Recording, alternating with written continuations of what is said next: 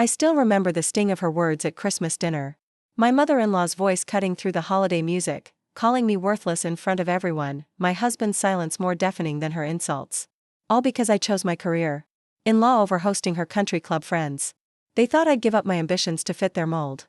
But they never expected to see me again, especially not in my judge's robes when she needed my ruling the most. Have you ever been belittled? By family who claim to love you?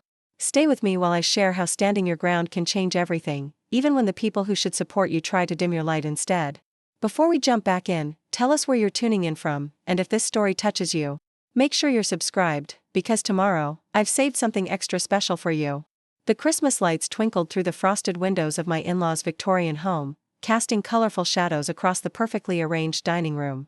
The table stretched beneath crystal chandeliers, white porcelain plates gleaming on a deep burgundy tablecloth. Everything was impeccable, the silver polished to a mirror shine, name cards written in perfect calligraphy, and arrangements of holly and pine creating a magazine-worthy holiday setting. I smoothed the emerald napkin I'd brought as a gift, trying to ignore the tightness in my chest. The soft fabric was the exact color of the robe I'd wear when I took the bench in 3 weeks, a milestone I'd worked toward my entire career. The emerald reminded me of what was waiting beyond this uncomfortable evening, a future I'd built with my own determination. I could hear my mother-in-law, Vivian, directing the household staff in the kitchen, her voice crisp with authority. My husband, Elliot, squeezed my hand under the table, a silent plea for patience that had become all too familiar. Remember? It's just one dinner, he whispered, his eyes not quite meeting mine. Let's keep the peace. I nodded, though peace felt like a foreign concept in this house. It had been that way since Elliot and I announced my judicial appointment 3 weeks ago. The congratulations from his family had been tepid at best, laced with questions about how I'd manage our home once I took the bench. Elena. Vivian's voice preceded her as she swept into the dining room, a vision in a tailored crimson dress that probably cost more than my first car. You brought napkins? How thoughtful. She lifted one between perfectly manicured fingers, her expression suggesting I'd brought paper towels to the Queen's banquet. They're hand-embroidered, I explained, though I knew it wouldn't matter. The color reminded me of, they clash with my tablecloth, she interrupted, setting it down and turning to her husband, Richard. Darling, tell Marta to use our ivory. Said instead. I watched as my gift was carried away, another small rejection in a long series of them. Elliot's hand had left mine, now busy adjusting his tie, eyes fixed on the crystal glass in front of him. The evening progressed predictably. Vivian's sister Margaret arrived with her husband and their daughter, Clarissa, a woman my age who had, as I was frequently reminded, chosen family over career. The subtle comparisons began before the appetizers were served. Clarissa just redecorated her entire home, Margaret announced, patting her daughter's hand. She managed the contractors herself while still having time for her charity committee. That's wonderful, I said, genuinely trying. Which charity? The Westbrook Ladies Auxiliary, Clarissa replied, her smile not reaching her eyes. We're planning the spring gala. You should join us, Elena. Oh, but I forgot, you'll be too busy with your job.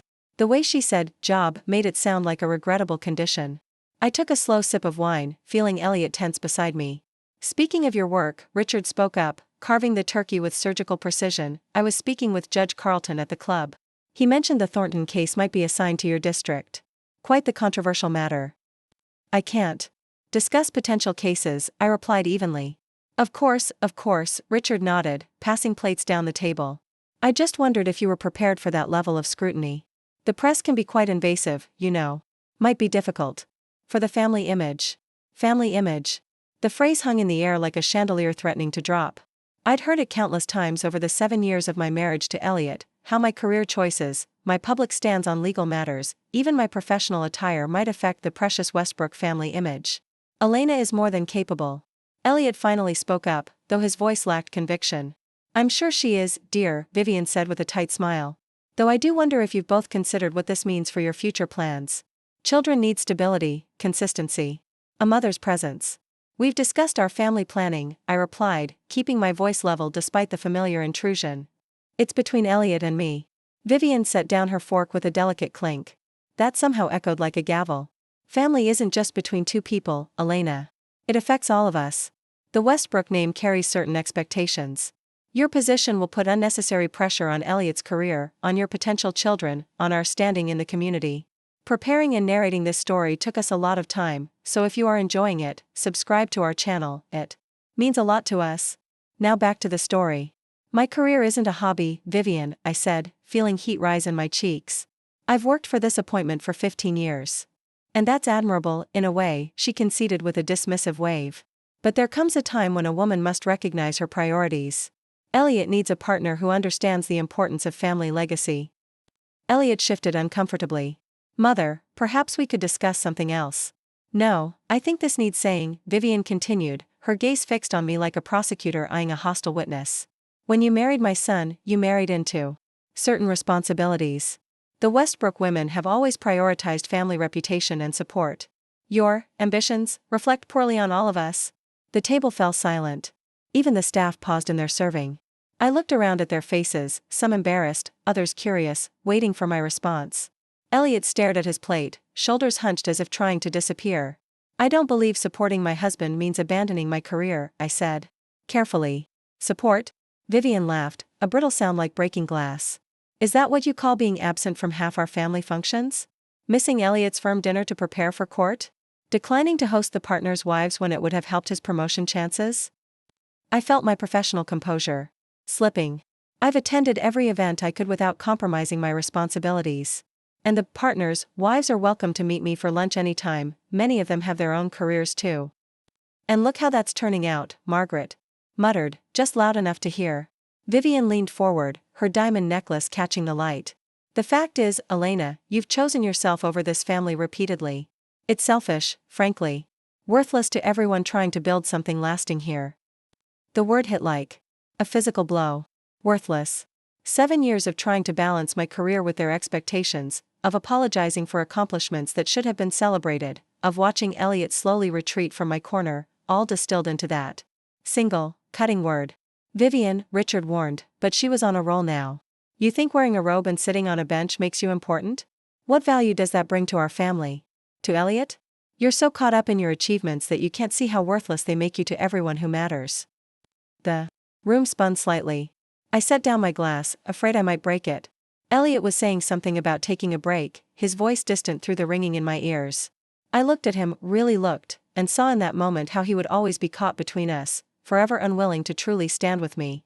I need some air, I managed, pushing back my chair with more force than intended. The scrape against the hardwood was jarringly loud. I walked to the foyer, past the family portraits where Elliot stood with his parents, past the wedding photo where my smile already showed signs of strain. The heavy front door opened to crisp December air that filled my lungs like clarity. Stars scattered across the night sky above the manicured lawn, indifferent to the drama unfolding below. I heard the door open behind me and tensed, but it was only Marta, the housekeeper, holding my coat and purse. You might need these, Mrs. Westbrook, she said quietly, her eyes kind in a way the family's never were. It's cold tonight. I thanked her, grateful for the small kindness. As I slipped on my coat, I felt the outline of my phone in the pocket. 3 missed calls from my colleague, Justice Elaine Davis. My mentor, my friend, the woman who had championed my appointment when others hesitated because of my age. I stepped further into the night, away from the warm glow of the windows, and returned her call. Elena, Elaine answered immediately. I'm so sorry to interrupt your holiday, but the Mercer situation has escalated. The hospital is requesting an emergency ruling tonight. The Mercer case? A disputed medical treatment for a child, parents divided, hospital caught in the middle. Lives hanging in the balance while I stood in my in-laws' garden feeling sorry for myself. I'll be there in 30 minutes, I said, my voice finding its professional strength again. What about your family dinner? I looked back at the house, at the silhouettes moving behind curtained windows. It's already over, I said quietly. Some things are more important. As I walked to my car, I heard the front door open again. Elliot stood framed in the doorway, his expression unreadable from this distance. Elena, don't do this, he called. Mother didn't mean it. Come back inside. I paused, key in hand. She meant every word, Elliot. And you sat there and let her say them. What was I supposed to do? His voice rose with frustration. 'Cause a scene at Christmas dinner? You were supposed to support me, I replied, suddenly tired. Like I've supported you through every firm dinner, every client golf weekend. Every networking event where I was expected to smile and discuss interior decorating while you talked law with the partners. He stepped onto the porch, lowering his voice. You know how Mother gets. It's easier to just let her have her say. Easier for whom? He sighed, running a hand through his hair in the gesture I once found endearing. Can we talk about this tomorrow? Everyone's waiting. In that moment, I saw our future with perfect clarity, years of apologizing for my success, of Elliot's continued failure to stand up for me, of trying to fit myself into a mold shaped by Vivian's expectations. Years of being called worthless. Whenever I chose my calling over their convenience. I have an emergency ruling at the hospital, I said, opening my car door. A child's life might depend on it. Tell your mother that's what makes my career worthwhile. Elena, I'll be late. Don't wait up. The drive to Boston Memorial Hospital cleared my head. Each mile put distance between me and the suffocating atmosphere of the Westbrook home, each minute bringing me closer to work that mattered. By the time I parked in the reserved space, still strange to see Honorable Elena Westbrook on the sign, I had pushed the dinner disaster to the back of my mind. The hospital corridors were quieter than usual, holiday staffing leaving the administrative wing nearly empty. My heels echoed as I made my way to the conference room where Elaine waited with the hospital counsel, both sets of parents' attorneys, and the child's court-appointed advocate. Thank you for coming on Christmas Eve, Your Honor, the hospital's lawyer said, rising as I entered. Your Honor. Two simple words that represented everything I'd worked for, everything Vivian dismissed as worthless. The title settled around my shoulders like a mantle of purpose, reminding me why I had fought so hard to be here. For the next 3 hours, I listened to arguments about experimental treatments, parental rights, medical ethics, and the best interests of a 6-year-old boy who just wanted to live. The complexities of the case demanded every bit of my focus, every ounce of my training. When I finally delivered my ruling, allowing the treatment with specific monitoring conditions, the relief in the room was palpable. You may have saved that child's life tonight, Elaine said later as we walked to our cars. Not bad for Christmas Eve. I smiled, feeling the weight of the evening, both parts of it, in the tension across my shoulders. Better than turkey and judgment. She gave me a searching look. Dinner with the in-laws didn't go well? You could say that. I didn't elaborate, but Elaine had known me long enough to read between the lines. Their loss, she said simply. You're exactly where you need to be, Elena. I drove home through empty streets, Christmas lights blurring through my windshield. Our house was dark when I arrived, no sign of Elliot's car in the driveway. He was still at his parents', of course. Probably smoothing things over, explaining away my abrupt departure, promising I'd be more reasonable next time. I made myself tea and carried it to my home office, where my judge's robe hung in its garment bag, waiting for the formal ceremony in January. I ran my fingers over the fabric, remembering how I'd felt when I received the appointment, elated, vindicated, ready to make a difference. None of that had included Vivian's approval, yet somehow her disapproval still stung. My phone buzzed. With a text from Elliot, staying at my parents' tonight. We need to talk tomorrow. I set the phone down without replying. We did need to talk, but I wasn't sure we'd be saying the same things. When Elliot returned the next afternoon, he found me working at my desk, case files spread across the surface. Legal pad filled with notes. He looked tired, the kind of exhaustion that comes from hours of placating difficult people. You didn't come back, he said, leaning against the doorframe instead of entering the room. I had an emergency ruling, I replied, setting down my pen. I told you that. On Christmas Eve? It couldn't wait? I looked up at him, really seeing the man I'd married, handsome in a conventional way, successful in the paths laid out for him, comfortable in the world he was born to. No, Elliot, it couldn't wait. A child's life was at stake. He sighed heavily. Mother is very upset. Of course she was.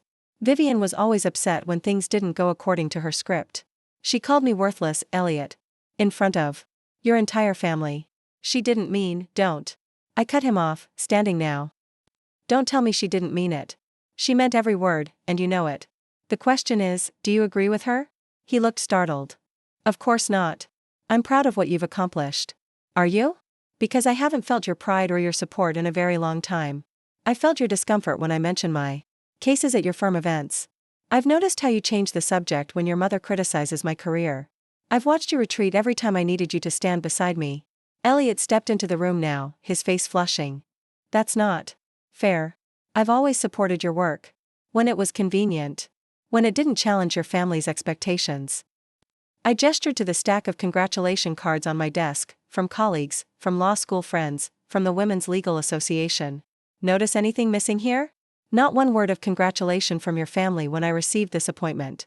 Not one. He looked away, confirmation enough. They have traditional values, Elena. You knew that when we married.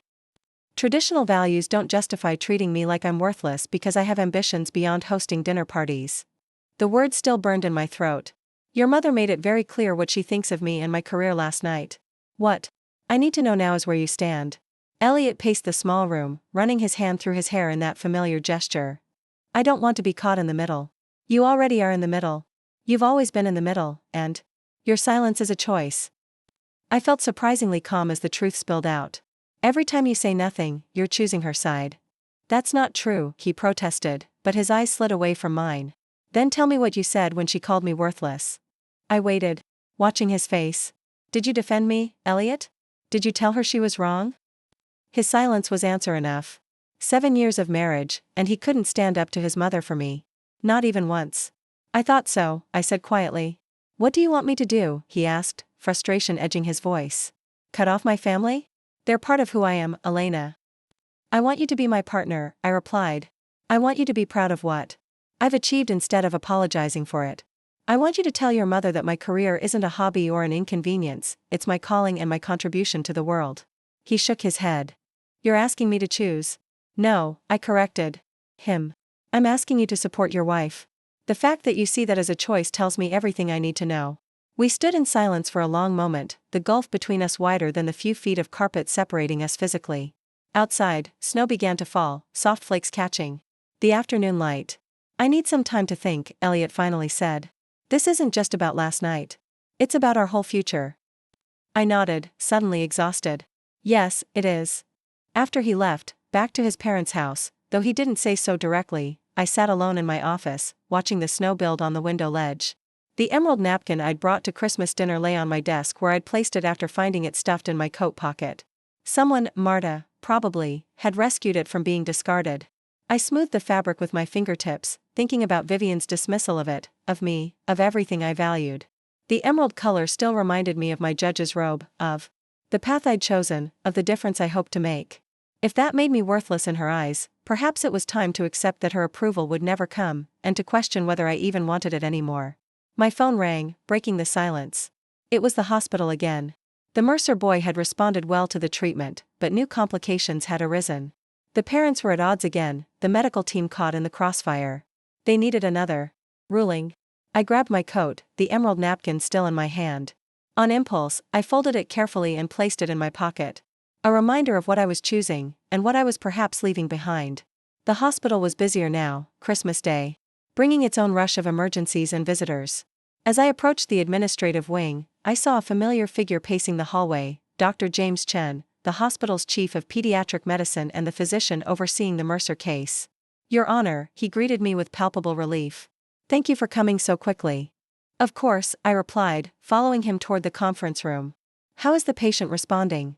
As Dr. Chen updated me on the child's condition, I noticed a woman watching us from the nurse's station. It took me a moment to place her, Vivian's friend Caroline, a hospital board member whose charity galas were legendary in certain circles. Her eyes widened as she recognized me, surprise evident in her expression. I nodded politely and continued walking, though I could feel her gaze following us down the corridor. No doubt she was wondering what I was doing at the hospital on Christmas Day, especially after my abrupt departure from dinner the night before. No doubt Vivian would hear about it within the hour. The thought bothered me less than it would have yesterday. The conference room was already full, lawyers, doctors, the child's advocate, and unexpectedly, the hospital administrator. As I entered, they all rose. Your Honor, the administrator said, extending his hand. I wanted to personally thank you for your attention to this case. Your ruling yesterday likely saved this child's life. I shook his hand, aware of the weight of that statement. I'm glad to hear it. Let's make sure he stays that way. For the next 2 hours, I listened to medical testimony, reviewed conflicting parental wishes, and considered the child's best interests above all else. The work demanded complete focus, allowing no room for thoughts of Vivian or Elliot or Christmas dinners gone wrong. This was what mattered: clear judgment, careful consideration, decisions that affected real lives. When I delivered my ruling, authorizing the medical team to proceed with a modified treatment plan, the relief in the room was tangible. Thank you, Your Honor, Dr. Chen said as the meeting concluded. Your clarity in these situations is invaluable. As the room emptied, I gathered my notes, feeling a sense of purpose that the previous night's humiliation couldn't touch. I was so absorbed in my thoughts that I didn't notice someone had entered the room until I heard a small, startled "oh." I looked up to find Vivian standing in the doorway, her perfect appearance slightly disheveled, as if she'd rushed to get here. Caroline hovered just behind her, expression caught between curiosity and discomfort. Elena, Vivian said, clearly struggling to maintain her composure. Caroline told me you were here. I straightened, instinctively adjusting my posture the way I did on the bench. Vivian. This is unexpected. She stepped into the room, looking around at the scattered papers and medical charts. What exactly are you doing here on Christmas Day? Elliot is worried sick. I'm doing my job, I replied simply. Your job, she repeated, the familiar dismissive tone creeping in. And what about your family obligations? Your husband needs you at home, not whatever this is. Before I could respond, Dr. Chen appeared in the doorway, tablet in hand.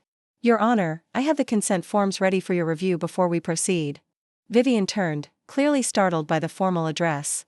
Dr. Chen, noticing her for the first time, paused.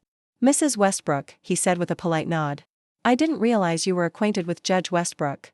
The moment hung in the air, heavy with implication. Vivian's eyes darted between us, processing the title, the deference in Dr. Chen's tone.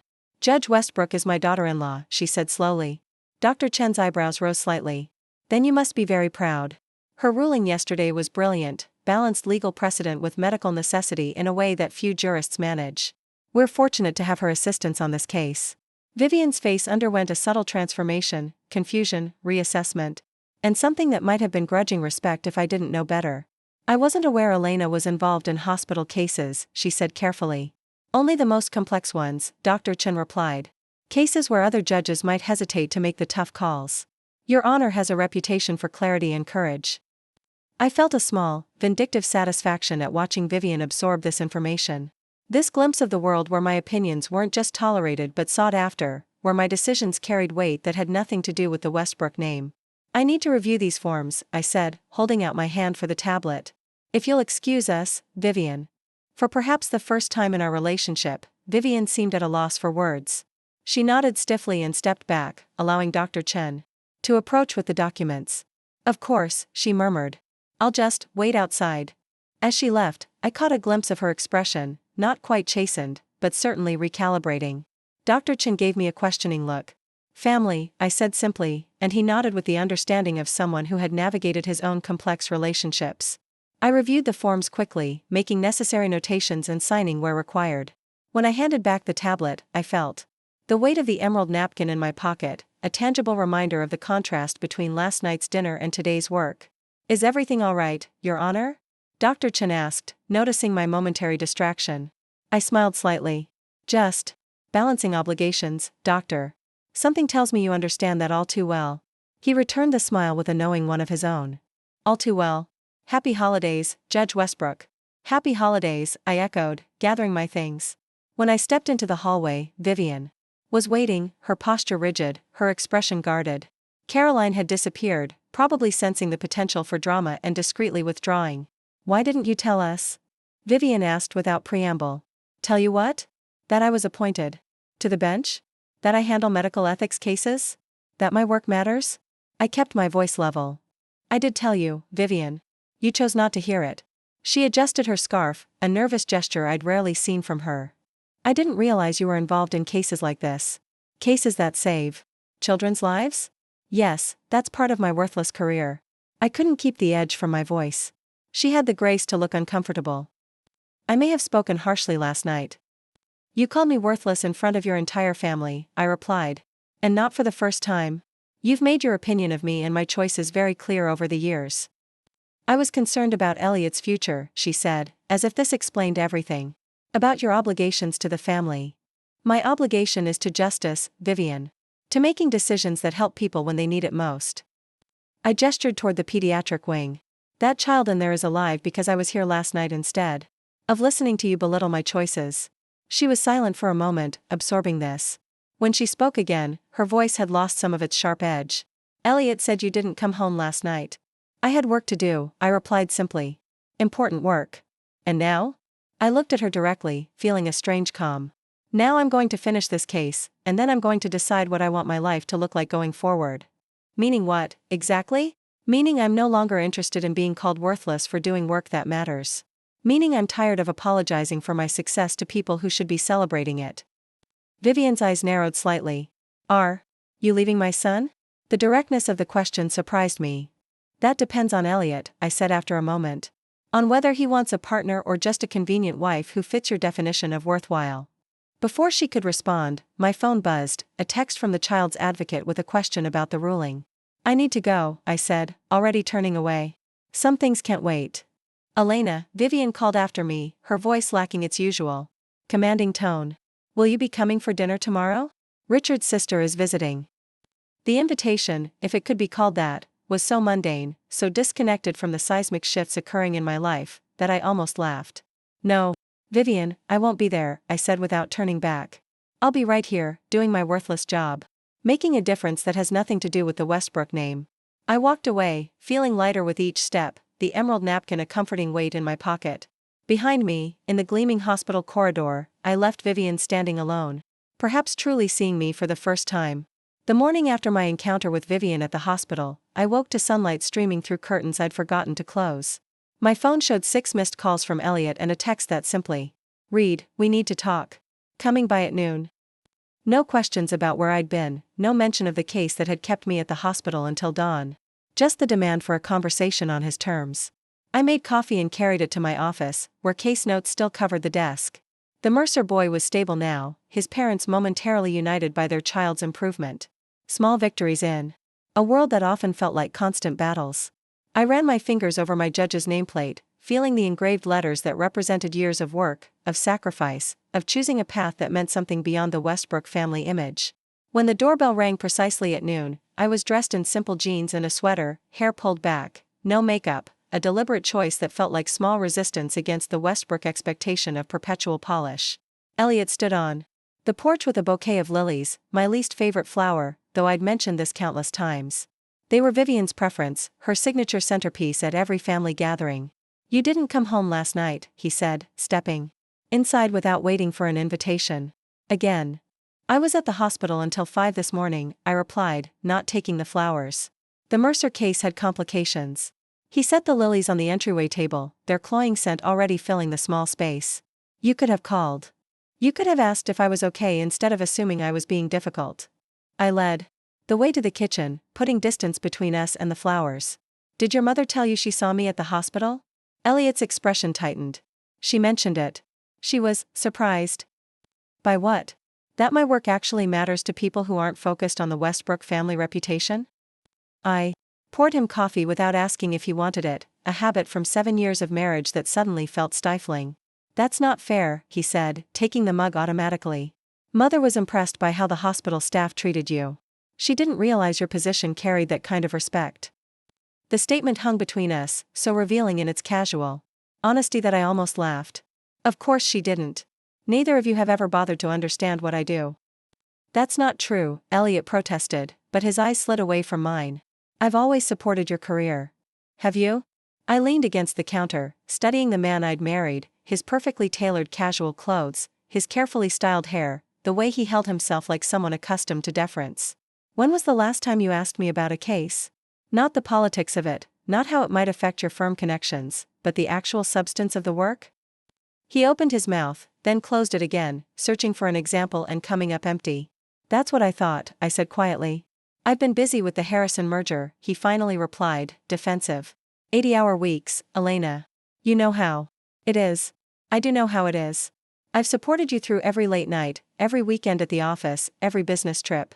I've attended your firm dinners and made small talk with partners who asked me about decorating tips while they discussed cases with you. I built my schedule around your career milestones for 7 years. And I've tried to do the same for you," he insisted. "No, you've tolerated my career as long as it didn't inconvenience you or challenge your mother's vision of what a Westbrook wife should be." The truth of it settled in my chest, heavy but clarifying. "You've never been proud of me, Elliot." "Not really." He set down his coffee with more force than necessary. "That's ridiculous. Of course I'm proud of you." "Then why didn't you defend me when your mother called me worthless? Why have you never once told her to stop undermining my choices?" My voice remained steady, though my hands were not. "Why do you bring me lilies when you know I hate them?" The last question seemed to confuse him, as if the connection wasn't obvious. "They're just flowers, Elena. They're her flowers. Everything in our life has been filtered through Vivian's preferences, her expectations. Even our home." I gestured around the kitchen with its muted colors and traditional styling, all approved by Vivian during the renovation she'd insisted on as a wedding gift. Do you even know what I would have chosen if left to my own taste? Elliot's expression shifted from defensive to bewildered. Where is this coming from? Is this about Christmas dinner? Mother was stressed, she misspoke. She apologized. She didn't apologize, I corrected him. And this isn't just about Christmas. This is about 7 years of small surrenders that have turned into a life I don't recognize anymore. The silence that followed was weighted with everything unsaid. Between us, the gradual erosion of the partnership we'd promised each other, the way we'd both compromised until I was the only one still compromising. What do you want me to do? Elliot finally asked, his voice lower now. Cut off my family? Move across the country? What? I want you to see me, I replied simply. To value what I've built as much as what your family has given you. To understand that when Vivian calls me worthless, she's dismissing everything I've worked for, and when you say nothing, you're agreeing with her. He shook his head, frustration evident in the tight line of his shoulders. You're making this into something bigger than it is. Mother was upset, she said something harsh. People say things they don't mean when they're emotional. That's the thing, Elliot. She did mean it. And somewhere inside, you might agree with her. I met his eyes directly. Do you think my work is worthless compared to being the kind of wife your mother wants me to be? The question hung between us, demanding an honesty we'd avoided for years. Elliot's silence stretched until it became its own answer. I need some time, he finally said, looking away. This isn't a conversation we should have when we're both upset. I nodded, suddenly tired in a way that had nothing to do with my sleepless night. Take all the time you need. I'll be at the courthouse tomorrow if you want to talk. After he left, taking the lilies with him in a gesture that felt more defensive than considerate, I stood in the kitchen for a long time, listening to the silence of our home. It had never felt like truly mine, I realized. Every room carried the imprint of Vivian's taste, her vision of what a Westbrook home should be. Even my office, the one space I'd insisted on designing myself, had been subject to her suggestions. That Elliot had gently pressed me to consider. My phone chimed with a message from Elaine. Dinner tonight? Need to discuss the Kelsey appointment.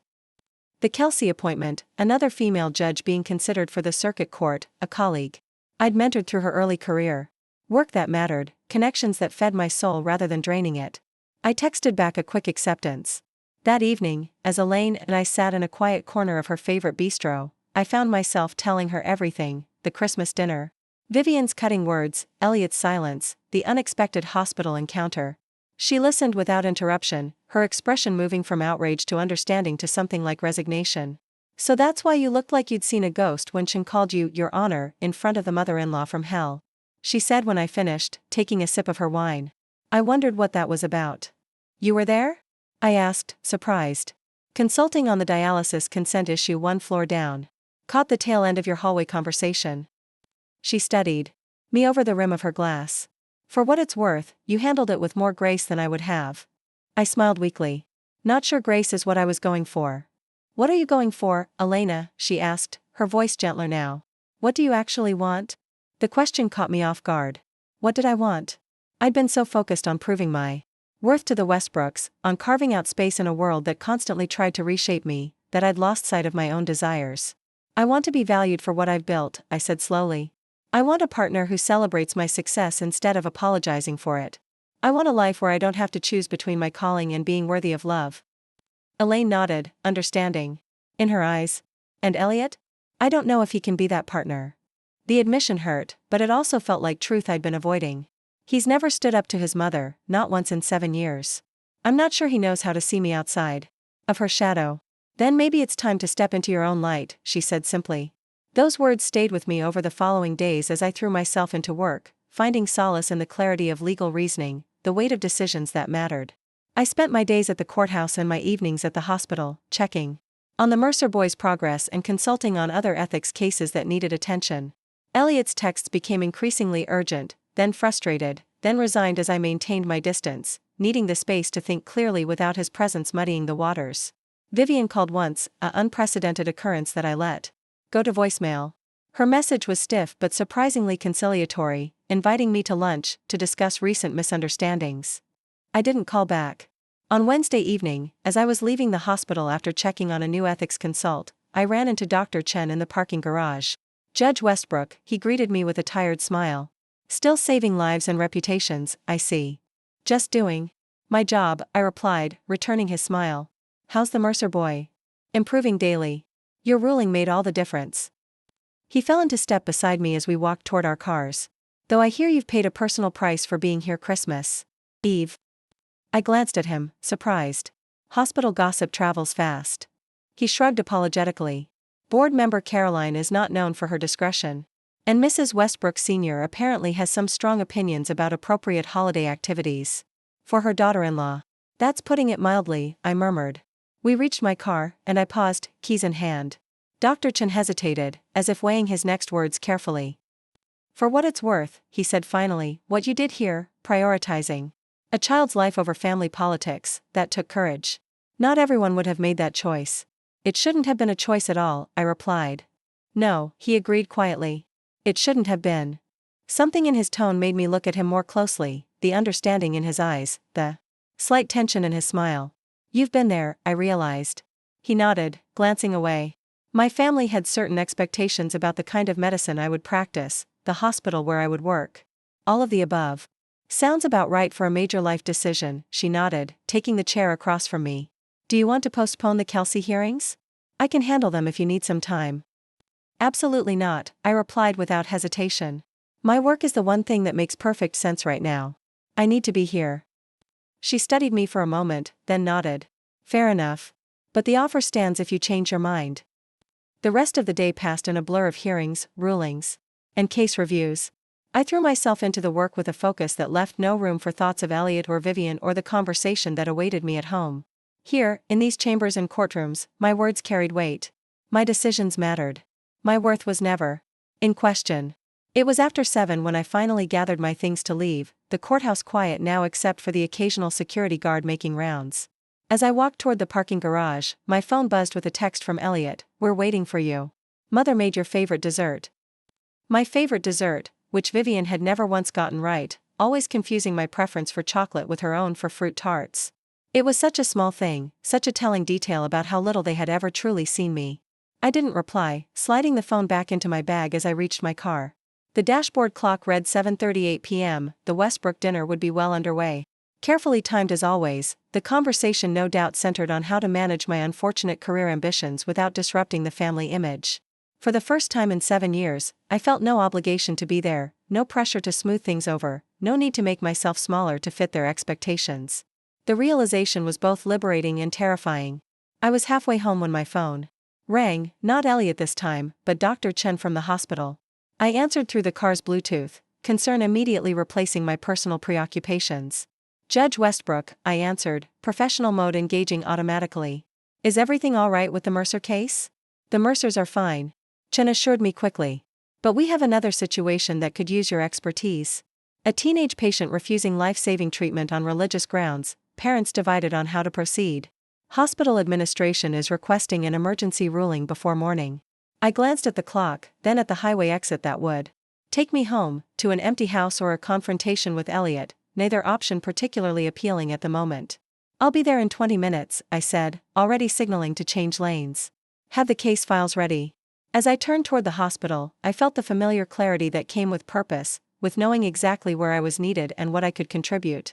Whatever uncertainties awaited in my personal life, this part of who I was remained solid, unquestionable. My worth was not determined by Vivian Westbrook's approval or Elliot's defense. It existed in the work I did, the lives I affected, the justice I helped deliver. No one could take that from me, not with cruel words at a Christmas dinner. Not with 7 years of small dismissals, not with a lifetime of impossible expectations. The hospital lights came into view, bright against the winter night sky. I pulled into the parking space marked with my name, Honorable Elena Westbrook, and stepped out into the cold air, feeling more certain with each breath that I was exactly where I needed to be. The morning after my confrontation with Elliot, I woke early and sat at my office window, watching the sunrise paint the sky in shades of coral and gold. The emerald napkin lay folded beside my coffee cup, a reminder of everything that had shifted in my life since that Christmas dinner. For 7 years, I'd been trying to earn my place in the Westbrook family, shrinking myself to fit their expectations, apologizing for achievements that should have been celebrated. No more. The clarity I felt was both terrifying and exhilarating. Like standing on the edge of a cliff, knowing the fall might hurt but the flight would be worth it. My phone buzzed with a message from Elliot. Mother expects us both at dinner tonight. Please don't make this harder than it needs to be. still trying to manage me, to fit me back into the box labeled Westbrook wife. I set the phone down. Without replying and prepared for court, choosing a bold cobalt suit instead of the muted grays Vivian had always deemed more appropriate. Another small rebellion that felt surprisingly significant. The courthouse hummed with morning activity as I made my way to chambers, nodding to colleagues and clerks who passed with respectful, "Good morning, Your Honor," greetings. Here, my title wasn't a source of tension or family disappointment. Here, it was earned through years of dedication, of case law and late nights, of fighting for justice when easier paths beckoned. My clerk, Sophia, met me at the door with a stack of files and a concerned expression. "Judge Westbrook, Mr. Keller from the Bar Association called. Apparently, Mrs. Westbrook Sr. has been making inquiries about the Mercer case, claiming a conflict of interest due to personal relationship with the hospital board." I stopped in my tracks, the implications immediately clear. Vivian was using her social connections to undermine my professional standing, a direct attack designed to force me back in line. "Thank you, Sophia," I said, keeping my voice steady, despite the anger flaring inside. "Please schedule a call with Ethics Committee Chair Michaels for this afternoon. And get me everything we have on board member recusals for the past 5 years." She nodded, already making notes. "Also, Dr. Chen called from the hospital.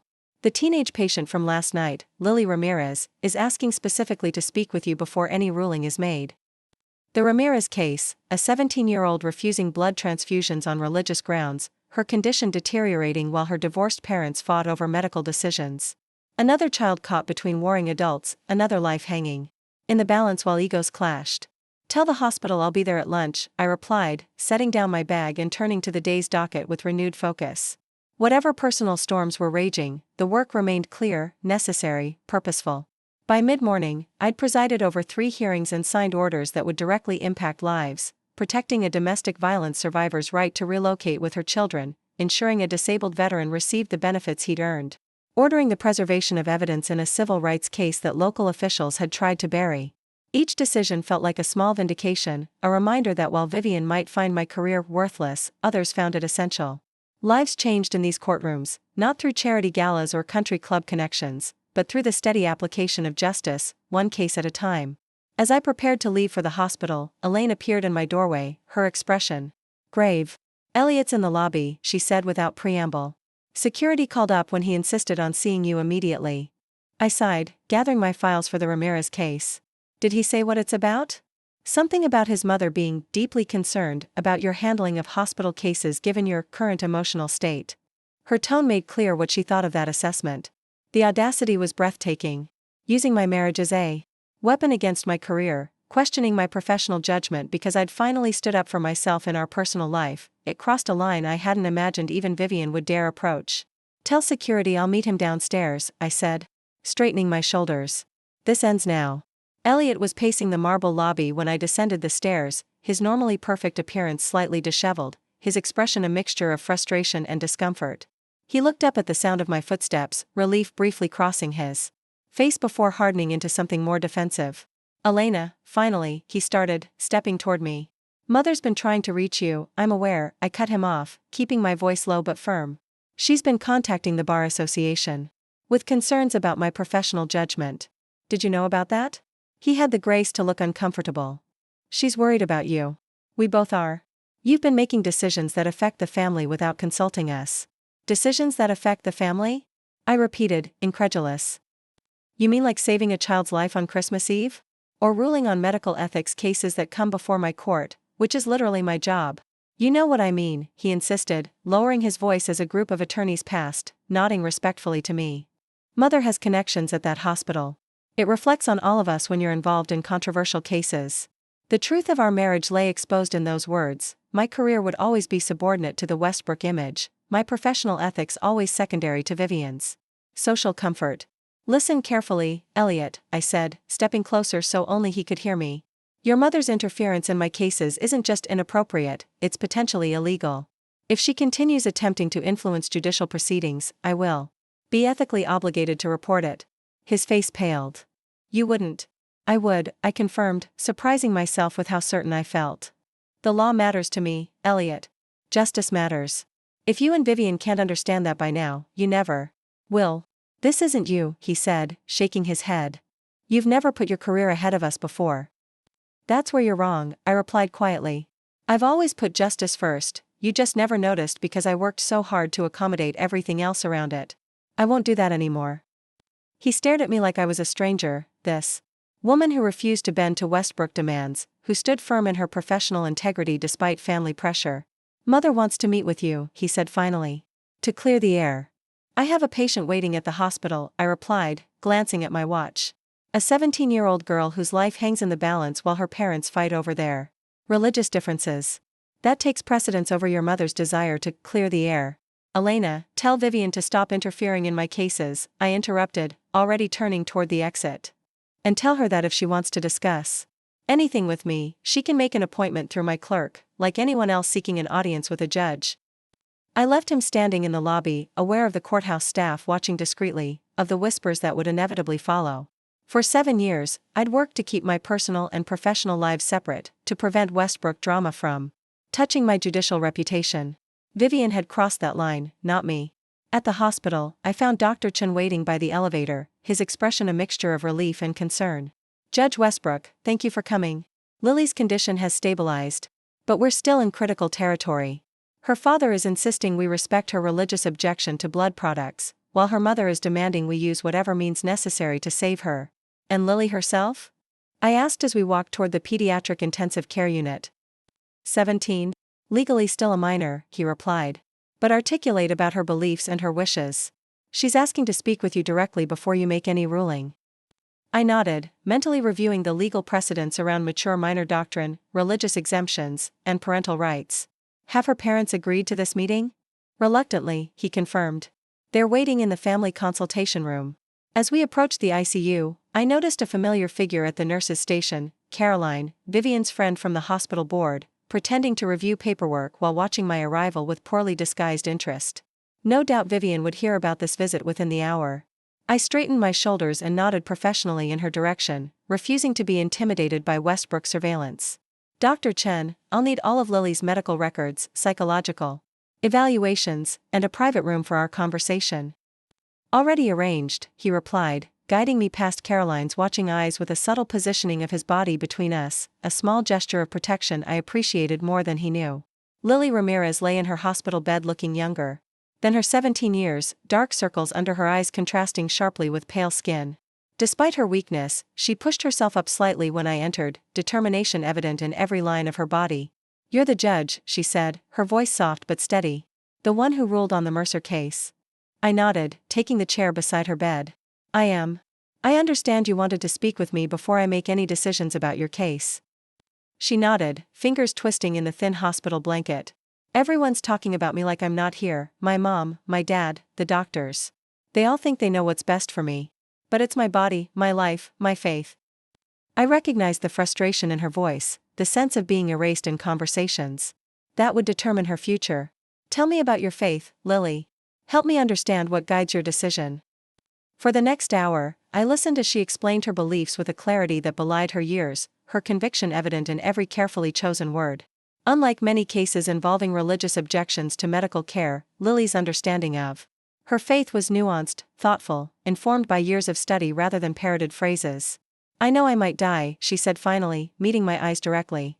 I've accepted that possibility. But I can't accept living with the knowledge that I betrayed my deepest beliefs when faced with fear.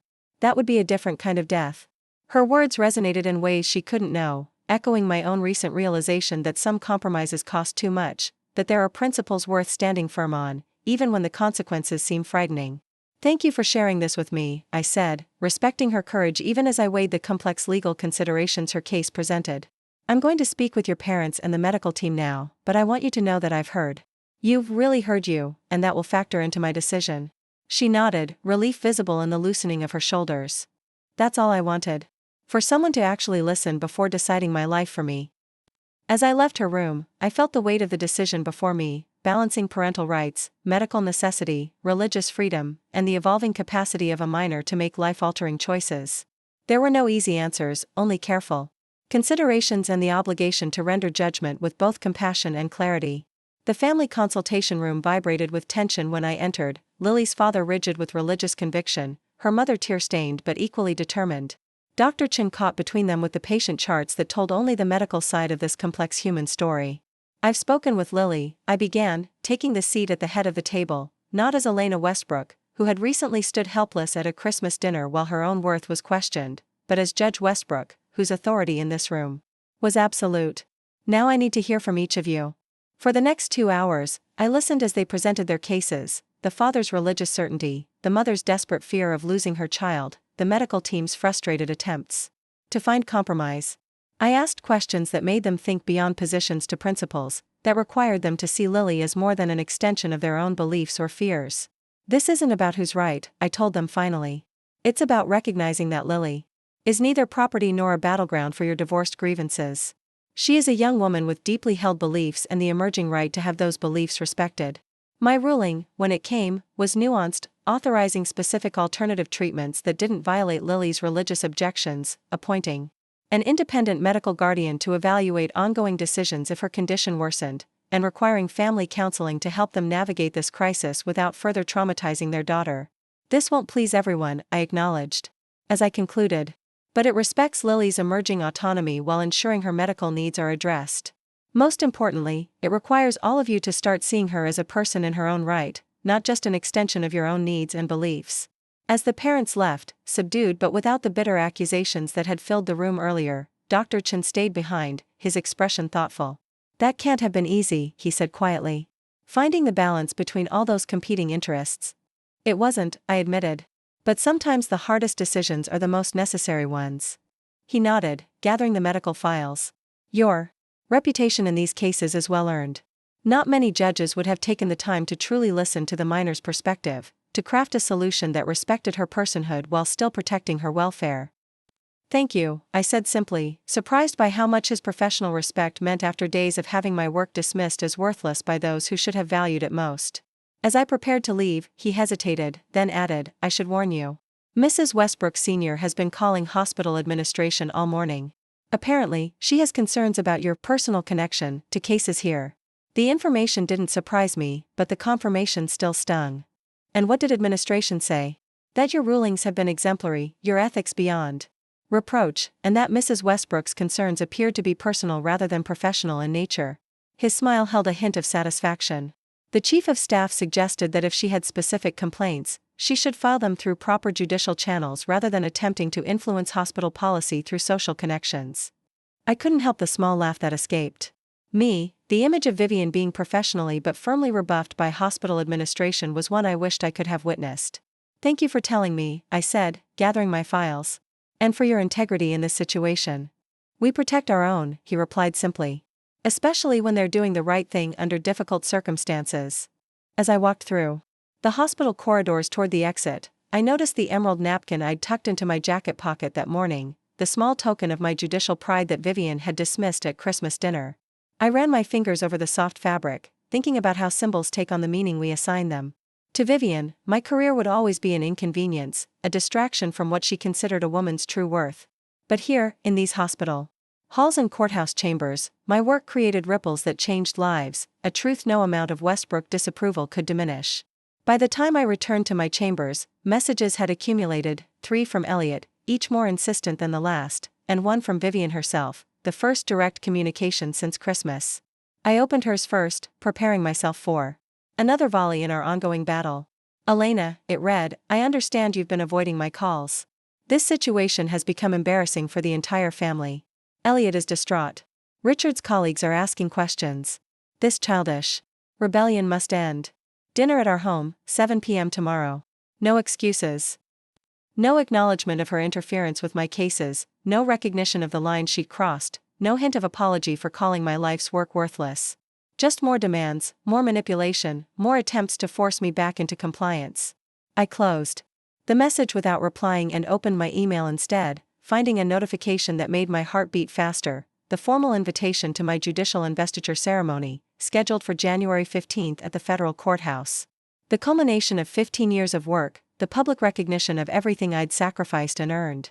Without thinking twice, I forwarded the invitation to Elaine with a simple question, would you do me the honor of speaking at my ceremony? Her reply came within minutes, I thought you'd never ask. It would be my privilege to introduce the finest jurist of your generation to the bench she deserves. The warmth of her words, the simple acknowledgement of worth from someone whose Opinion actually mattered in my professional life, washed over me like a healing balm. I hadn't realized how much I needed that validation until it appeared, not from the Westbrook family that had withheld it for years, but from a colleague who had witnessed my work and found it valuable. I was still smiling when Sophia knocked on my door, her expression unusually hesitant. "Judge Westbrook? Mr. Westbrook is here again. He says it's urgent." I sighed, the brief moment of professional joy giving way to the reality of my personal situation. "Send him in." Elliot entered looking uncharacteristically disheveled, his normally perfect appearance showing signs of stress, tie slightly askew, hair not quite perfectly styled. "You're avoiding my calls," he said without preamble. "I've been in court. And at the hospital," I replied evenly. "Working. Mother is furious," he continued, pacing the small office. "She says you've embarrassed the family by defying her, by putting your cases ahead of her invitation." "Her invitation?" I repeated, incredulous. "You mean her demand that I present myself for another round of criticism about my career choices?" "No thank you." "This isn't like you, Elena," he insisted, stopping to face me across my desk. "You've always understood the importance of family harmony. What you call family harmony has always meant me compromising while you and Vivian gave nothing," I replied, keeping my voice calm despite the frustration building inside. "That's not harmony. It's surrender. And I'm done surrendering." He stared at me as if seeing a stranger, this woman who spoke clearly about her own worth, who refused to apologize for her choices. "What happened to you?" "I remembered who I am," I said simply. "Who I've always been, before I started trying to earn approval from people who fundamentally don't value what matters to me." "That's not fair," he protested. "We value you. You value a version of me that doesn't exist, a Elena who puts Westbrook appearances above her calling, who apologizes for her success, who shrinks herself to make room for Vivian's ego." I gestured around my chambers, at the law books and case files that represented my life's work. "This is who I am, Elliot. This matters to me. And if you can't see its worth, then you don't really see me at all." He fell silent, the truth of my words hanging between us like a physical presence. When he finally spoke, his voice was quieter, less certain. "I don't know how to fix this." "There's nothing to fix," I replied gently. "There's only truth to acknowledge. Your mother called my work, my life's purpose, worthless. You sat silent while she did it. Now you're both upset that I'm not rushing to pretend it never happened." She did mean it," I interrupted. "And somewhere inside, you might agree with her. That's what we need to face, Elliot. After 7 years of marriage, do you actually value who I am and what I do? Or have you been waiting for me to become the kind of wife your mother always wanted for you?" The question hung between us, demanding an honesty we'd avoided for years. His silence stretched until it became its own answer. "I need you to come to dinner tomorrow," he finally said, avoiding the question entirely. "Mother has invited the Harringtons. You know how important they are to the firm." And there it was, the same pattern we'd followed for 7 years. My needs subordinate to his career advancement, my dignity less important than Westbrook. Social connections, my legitimate grievances swept aside for family appearances. "No," I said quietly, the single word feeling like freedom. "I won't be there." "Elena, my investiture ceremony is January 15th, I continued, pushing the formal invitation across the desk toward him. "I'd like you to be there, to share in this moment that represents everything I've worked for. But only if you can come with genuine pride in what I've accomplished, not with embarrassment or apologies to your mother afterward." He stared at the invitation without touching it, conflict evident in every line of his face. "You're asking me to choose." "No, Elliot. I'm asking you to see me, really see me, in all my complexity and ambition and worth. I'm asking you to be proud of the woman you married, not despite her career but because of it." I met his eyes directly. "If that feels like choosing, then we have bigger problems than a missed dinner." After he left, the invitation still lying untouched on my desk, I sat in the silence of my chambers, feeling strangely calm despite the seismic shifts occurring in my personal life. For 7 years, I'd bent myself into shapes that would please the Westbrook family, apologizing for ambitions that should have been celebrated, accepting diminishment in the name of marital harmony. No more. Whatever came next, reconciliation or separation, it would be based on truth rather than pretense. On being seen for who I actually was, not for who the Westbrooks wished I would become. I picked up the emerald napkin from my desk, running my fingers over the fabric that had become a symbol of my professional pride. Tomorrow I would face the consequences of standing firm in my worth, of refusing to apologize for work that mattered. But tonight, in the quiet of my chamber surrounded by the law that had guided my life for 15 years, I felt something like peace. My phone buzzed with a message from Dr. Chen. "Lily's condition is improving. Your ruling made all the difference. Some work is worth fighting for, no matter what others might think. I smiled at the simple validation, at the reminder that worth isn't determined by those who seek to diminish us, but by the lives we touch, the difference we make, the integrity with which we move through the world. Tomorrow would bring its own challenges, its own choices. But tonight, I knew with absolute certainty that I was exactly where I needed to be, doing exactly what I was meant to do, worthless in Vivienne Westbrook's eyes, perhaps, but invaluable in ways she would never understand. January 15th arrived with a crystalline winter sky, sunlight streaming through the courthouse windows as I stood in my chambers, fingertips resting lightly on the judicial robe laid out before me. The emerald napkin from Christmas dinner lay beside it, a private reminder of how far I'd come since that night when Vivienne's cutting words had finally broken something open inside me. 3 weeks had passed since my confrontation with Elliot. In this very office. 3 weeks of upheaval and clarity, of difficult conversations and liberating decisions. 3 weeks of discovering that standing in my truth was both harder and more rewarding than I had ever imagined. A soft knock at the door interrupted my thoughts. Elaine entered, already dressed in her own judicial robes, her expression warm with pride. "It's almost time," she said, crossing the room to stand beside me. "How are you feeling?" "Nervous," I admitted. "Excited." "Ready." She squeezed my shoulder gently. "You've earned this moment, Elena. Every bit of it." I nodded, thinking of the journey that had brought me here, not just the 15 years of legal work, but the recent weeks of personal reckoning, of finally demanding the respect I'd earned in both my professional and personal life. "Any word from Elliot?" Elaine asked carefully, knowing how fraught that question had become. "Nothing since yesterday," I replied, keeping my voice steady. "He said he needed to think." The week after our confrontation in my chambers, Elliot had moved into his parents' guest house, claiming he needed space to consider our future. I had stayed in our home, gradually reclaiming spaces that had never felt truly mine, replacing Vivienne-approved decor with colors and textures that reflected my own taste. Small acts of self-reclamation that felt surprisingly significant. Vivienne had continued her campaign of pressure, calls to mutual friends expressing concern about my emotional state, pointed social media posts about family loyalty, even an attempted intervention arranged with Elliot's sisters that I had firmly declined to attend. Each move designed to force me back into compliance, to make me doubt my own worth outside the Westbrook definition of value. None of it had worked. Each day of standing firm in my convictions had made the next day easier, each small act of self-respect building a foundation that Westbrook disapproval could no longer shake. "It's his loss if he misses this," Elaine said firmly, breaking into my thoughts. "But enough about him. Today is about celebrating you and the difference you'll make on the bench." She was right, of course. Whatever happened with Elliot, whatever Vivienne thought of my choices, today marked the public recognition of everything I'd worked toward, a moment that belonged to me regardless of who chose to share it.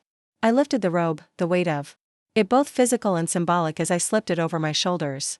The woman who stared back from the mirror looked different from the one who had tried to smooth things over at Christmas dinner, more centered, more certain, unwilling to shrink herself to make others comfortable. "Ready, Your Honor?" Elaine asked with a smile. I nodded, straightening my shoulders. "Ready." The courtroom was packed when we entered, colleagues from the legal community, mentors who had guided my career, friends who had supported me through challenges both professional and personal. I scanned the crowd quickly, noting the empty seat in the front row where Elliot should have been, trying not to let disappointment cloud this moment. Chief Judge Richardson welcomed the assembled guests, his voice carrying easily through the historic courtroom with its soaring ceilings and rich wood paneling. As he spoke about the importance of judicial integrity and commitment to justice, I felt a quiet certainty settle over me. This was where I belonged, doing work that mattered, regardless of whether the Westbrook family ever recognized its value. When Elaine rose to introduce me, her words were both personal and profound, tracing my legal career from law school through clerkships and practice to this culminating moment. "Judge Westbrook brings not only a brilliant legal mind to the bench," she concluded, "but something equally important, the courage to stand firm in difficult moments, to prioritize justice over convenience, and to make decisions based on principle rather than pressure. These qualities will serve our community well in the years to come." As I rose to take the oath, I noticed a slight commotion at the back of the courtroom, the door opening, someone slipping in late. I kept my focus on Judge Richardson and the weight of the words I was promising to uphold, but as I turned to address the assembled crowd afterward, I caught sight of the latecomer. Elliot stood at the back of the courtroom, his expression a complex mixture of emotions I couldn't fully read from this distance. He wasn't alone. Beside him, looking uncharacteristically subdued in a conservative gray suit, stood Vivienne.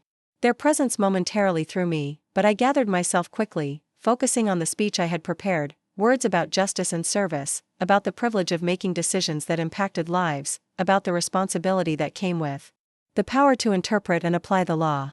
The robe I wear today represents not just personal achievement, I concluded, but a commitment to seeing people as they truly are, complex individuals with rights and dignity that deserve protection. Every person who enters this courtroom deserves to be truly seen, truly heard, and truly valued, not for their social standing or family connections, but for their inherent worth as human beings seeking justice. The applause that followed was warm and sustained, colleagues rising in respect for both the position and the journey that had brought me to it. As the formal ceremony concluded and people began to move toward the reception area, I found myself surrounded by well-wishers, law school friends, fellow judges, attorneys who had appeared before me during my time on the lower court. I was deep in conversation with a former mentor when I felt a presence at my elbow.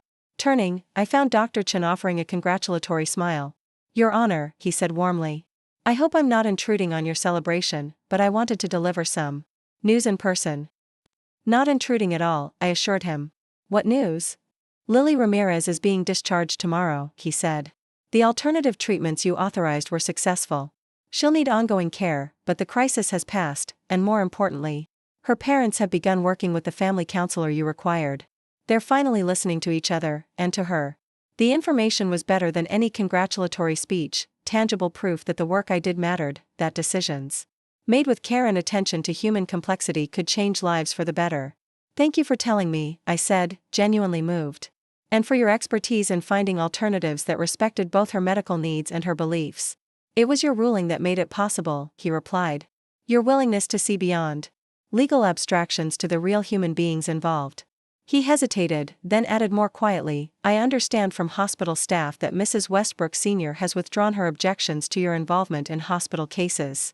Something about recognizing the value of your perspective, apparently." Before I could process this surprising information, another voice interrupted us, one I hadn't expected to hear today. "Elena." I turned to find Vivian standing behind me, her usual perfect appearance somehow more subdued, her expression unreadable. "Dr. Chen," she acknowledged with a slight nod. "I understand you worked with my daughter-in-law on the Ramirez case." "Indeed," he replied evenly. "Judge Westbrook's ruling was instrumental in saving the patient's life while respecting her religious autonomy. A remarkable balance few jurists could have achieved." Something flickered across Vivian's face, discomfort, reassessment, perhaps even a reluctant recognition. "I see. Would you excuse us for a moment? I'd like to speak with Elena privately." Dr. Chen glanced at me, silently asking if I wanted him to stay. I nodded slightly, indicating I was fine, and he moved away with a supportive smile. "Congratulations on your investiture," Vivian said once we were relatively alone in the crowded reception. The words sounded rehearsed but not entirely insincere. "It was illuminating to witness the respect your colleagues have for you." "Thank you for coming," I replied, keeping my voice neutral. "It was unexpected." She glanced around at the gathering, judges in robes, attorneys in formal suits, law clerks watching their mentors with admiration. A world entirely separate from the Westbrook social circle, operating by different rules and valuing different qualities. "I've been unfair to you," she said finally, the admission clearly costing her considerable effort. "I didn't understand the significance of your work. I saw only how it interfered with what I believed a Westbrook wife should be." I remained silent, unwilling to make this easier for her. After 7 years of dismissal and criticism, after being called worthless in front of her entire family, she would need to find her own way to whatever amends she was attempting. "When I saw you at the hospital that day," she continued, "when I heard how Dr. Chen addressed you, how the staff deferred to your judgment, it made me reconsider some assumptions I've held." "I'm glad to hear that," I said carefully. "But this isn't just about professional respect, Vivian. It's about recognizing that my worth isn't determined by how well I fit your expectations of a Westbrook wife." She flinched slightly at the directness, but nodded. "Elliot has made that very clear over the past weeks. He's changed since Christmas. More assertive. Less willing to simply agree with me to keep peace." The information surprised me. Elliot standing up to his mother was unprecedented in our relationship. "How so?" "He defended your career quite forcefully at the Harrington dinner," she admitted. "When James suggested your judicial appointment was politically motivated rather than earned, Elliot corrected him in terms that left no room for further comment. I've never seen him so definitive." I tried to imagine this scene, Elliot standing firm against criticism of my career in the very social circle he'd always been so anxious to impress. It was difficult to reconcile with the man who had sat silent while his mother called me worthless. He's here, Vivian added, glancing toward the other side of the reception where Elliot stood talking with Elaine. He wasn't certain you would want him to attend after everything, but he insisted on being present, regardless.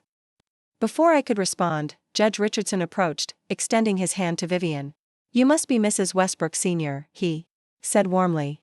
I'm Chief Judge Richardson. Your daughter-in-law is one of the finest legal minds I've had the privilege to work with. You must be incredibly proud. Vivian shook his hand automatically, her social training taking over despite her evident surprise at being addressed as the less significant Westbrook in the room. Yes, of course. Elena has always been very dedicated to her career. More than dedicated, he corrected gently. Exceptional. Her ruling in the Mercer case has already been cited as precedent in 3 other jurisdictions. Quite remarkable for someone so early in their judicial career. I watched as Vivian absorbed this information, her worldview visibly shifting as she realized that in this room, among these people, the Westbrook name carried far less weight than my own professional reputation. I wasn't aware, she admitted, glancing at me with what might have been the first glimmer of genuine respect I'd seen from her in 7 years. Elena has always been modest about her accomplishments. Not modest, I corrected quietly. Just accustomed to having them dismissed as unimportant compared to Westbrook's social obligations. Judge Richardson raised an eyebrow but maintained his professional demeanor. Well, we certainly value Judge Westbrook's contributions here, he said firmly. The legal community is fortunate to have her perspective on the bench. After he moved on to greet other guests, Vivian turned back to me, something new in her expression, not quite contrition, but perhaps the beginning of reassessment. I may have misjudged the significance of your work, she said carefully. And the respect it commands. It's not about the respect, Vivian, I replied. It's about the impact. Every decision I make affects real lives, children like Lily Ramirez, families like the Mercers. That's what makes it valuable, not the social standing it might or might not confer. She considered this, her gaze moving around the room, taking in the community that valued precisely what she had dismissed as worthless at Christmas dinner. I've been invited to join the hospital board, she said after a moment. Caroline suggested my social connections could be useful for their annual fundraising. That's wonderful, I said sincerely. The hospital does important work. Dr. Chen mentioned they're establishing an ethics committee to review cases like the ones you've ruled on. He suggested I might offer a valuable community perspective. She smoothed her perfectly tailored jacket, a nervous gesture I'd rarely seen from her. I wondered if you might advise me on some relevant reading to prepare, should I accept the position. The request, so unexpected, so uncharacteristic of the woman who had always positioned herself as the authority on all matters, left me momentarily speechless. It represented more than a simple ask for information, it was an acknowledgement that I possessed expertise she valued, knowledge she recognized as significant. I'd be happy to recommend some resources, I said finally. Medical ethics is a complex field, but an important one. She nodded, something like gratitude flashing briefly across her face before her usual composed expression returned. Thank you. I should let you return to your colleagues. Elliot wanted to speak with you as well, when you have a moment. As she moved away, Elaine appeared at my side, eyebrows raised in silent question. Was that a civil conversation with the mother-in-law from hell? The one who called your career worthless at Christmas dinner? Apparently witnessing one's daughter-in-law being respected by an entire legal community can be somewhat perspective-altering, I replied with a small smile. She's considering joining the hospital ethics committee and asked for my professional advice. Elaine nearly choked on her champagne. Well, that's certainly a plot twist I didn't see coming. And what about Elliot? He's been watching you like a man trying to solve a complex equation. I glanced across the room to where my husband stood slightly apart from the crowd, his expression uncertain as he observed the celebration. 3 weeks of separation had changed him somehow, there was a tension in his shoulders that hadn't been there before, a watchfulness in his eyes that suggested internal struggle. I don't know, I admitted. We haven't really talked since he moved out. Just practical logistics about bills and schedules. Well, he's heading this way now, Elaine observed, squeezing my arm supportively. Want me to stay as backup? I shook my head. I think we need to have this conversation without an audience. She nodded, moving discreetly away as Elliot approached, his expression a complex mixture of pride, uncertainty, and determination. The ceremony was beautiful, he said when he reached me. Your speech about seeing people for who they truly are, it was powerful. Thank you, I replied, suddenly unsure how to navigate this conversation with the man who had been my partner for 7 years but had never truly seen me until I refused to be diminished any longer. I'm surprised you came. Both of you. I needed to be here, he said simply. Whatever else is happening between us, I wouldn't miss this moment. It represents everything you've worked for. The acknowledgement, so different from his previous dismissals of my career as secondary to Westbrook family obligations, caught me off guard. Thank you. He glanced around at the reception, at colleagues congratulating me, at the respect evident in every interaction. I've been doing a lot of thinking these past weeks. About us, about my mother's influence on our marriage, about how I failed to stand up for you when it mattered most. Elliot, please, let me finish, he interrupted gently. I've never been good at difficult conversations. I've always taken the path of least resistance, especially with my family. It was easier to let my mother have her way, to smooth things over, to pretend conflicts didn't exist. I told myself it was about keeping peace, but really, it was cowardice. The admission, so honest, so unlike the Elliot who had always defended Vivian's behavior, rendered me momentarily speechless. When you walked out on Christmas, when you refused to apologize for prioritizing your work over my mother's dinner, it forced me to really look at the patterns we've created. He met my eyes directly. You were right. I've never truly valued your career the way I should have. I've treated it as an inconvenience rather than the calling it is. What changed? I asked, genuinely curious about this transformation. You did, he replied simply. Seeing you stand firm in your worth, refusing to apologize for doing work that matters, it made me question everything I've accepted without thinking. And then watching my mother's reaction when she realized others valued precisely what she had dismissed. It was illuminating. Around us, the reception continued, colleagues chatting, glasses clinking, the celebration of my professional milestone unfolding in a space completely separate from the Westbrook social world that had dominated our marriage for 7 years. I don't know if we can fix what's broken between us, Elliot continued, his voice lower now. But I want you to know that I am proud of you, not despite your career but because of it. The lives you've impacted, the differences you've made. I was blind not to see the value in that. The words I had longed to hear for 7 years, sincere recognition of my worth beyond the Westbrook definition of value, washed over me with bittersweet impact. They mattered, deeply, but they also came so late, after so much damage had been done. I appreciate that, I said carefully. But this isn't just about my career, Elliot. It's about whether you can see me, really. See me, for who I am rather than who your family wanted me to be. It's about whether you can stand beside me instead of between us when difficult moments come. He nodded, understanding in his eyes. I've started therapy, he said unexpectedly. To work through why I've always prioritized my mother's approval over everything else, why I've never been able to stand up to her before now. That's good, I replied, genuinely surprised by this development. The Elliot I had married would never have considered therapy, viewing it as a weakness the Westbrook image couldn't accommodate. I'm not asking for another chance, he clarified. Not yet. I know I need to do this work first, to understand why I failed you so completely when it mattered most. He hesitated, then added, but I hope, when I've made more progress, that we might talk about whether there's still something worth saving between us. Before I could respond, Elaine approached again, apologetic but insistent. I'm sorry to interrupt, but the governor has arrived and is asking to speak with you, Elena. The reminder of my professional obligations, of the community that valued me for exactly who I was, provided a welcome moment to gather my thoughts. Of course. Elliot, we can continue this conversation later. He nodded, stepping back with newfound respect for the boundaries I was setting. Congratulations again, Your Honor. You've earned every bit of this recognition. As I moved through the reception, accepting congratulations and engaging with colleagues, I felt a sense of coming full circle, from that Christmas dinner where Vivian had called me worthless to this moment of professional triumph where even she had been forced to recognize the value of my work.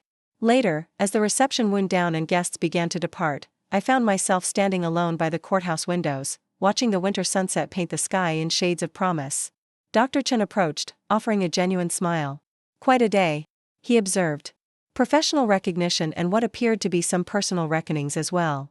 I nodded, thinking of Vivian's unexpected request for guidance, of Elliot's sincere acknowledgement of his failures, of how standing firm in my own worth had somehow shifted the ground beneath us all. I'm still processing it, I admitted. 3 weeks ago, my mother-in-law called me worthless at Christmas dinner. Today she's asking for my professional advice and considering joining a hospital ethics committee. People can surprise you, he said thoughtfully. especially when forced to confront their own misconceptions. Your mother-in-law saw how you're valued here, the impact your decisions have on real lives. It's harder to dismiss someone's worth when you witness the difference they make. And Elliot? I couldn't help asking. You spoke with him earlier. Dr. Chin considered his response carefully. He asked me about Lily Ramirez, wanted to understand the case you ruled on, the complexity of the decision you made. He seemed genuinely interested in comprehending your work, not just acknowledging it existed. The information touched me. Unexpectedly, Elliot making an effort to understand the substance of my cases rather than just their social implications was unprecedented in our relationship. It doesn't erase what happened, I said quietly. The years of dismissal, the silence when it mattered most. No, Dr. Chen agreed. But perhaps it suggests the possibility of growth, of seeing beyond entrenched perspectives. He smiled slightly. Rather like what we hope for from the parents in our difficult cases, not that past mistakes didn't happen, but that learning from them might create a better future. As the last light of day faded outside the courthouse windows, I found myself standing at a crossroads, not just professionally with this new judicial appointment, but personally as well. The path forward wasn't entirely clear, but the foundation beneath me felt solid in a way it hadn't before Christmas. Whatever came next, reconciliation with Elliot or a new chapter entirely my own, it would be based on truth rather than pretense, on being valued for who I actually was rather than who the Westbrook family wished I would become. The emerald napkin rested in my robe pocket, a small token of the journey from that painful Christmas dinner to this moment of professional triumph. What had begun as humiliation had transformed into liberation, the freedom that comes from standing firm in your own worth, even when those who should value you most try to diminish it instead. As I gathered my things to leave the courthouse, Judge Richardson stopped to shake my hand one final time. "Welcome to the bench, Judge Westbrook," he said warmly. "Your voice will make a difference here." "Thank you," I replied, the simple acknowledgement of worth settling over me like a benediction. Outside, the winter evening welcomed me with crystal clarity, stars emerging in the darkening sky. Whatever tomorrow might bring, today I stood firmly in my truth, valued not for fitting someone else's expectations, but for the difference I made in a world that needed exactly the strengths I brought to it. Worth wasn't determined by those who sought to diminish us, but by the lives we touched, the principles we upheld, and the courage with which we claimed our right to be seen, truly seen, for who we were. Up next, you've got 2 more standout stories right on your screen. If this one hit the mark, you won't want to pass these up. Just click and check them out. And don't forget to subscribe and turn on the notification bell, so you don't miss any upload from us.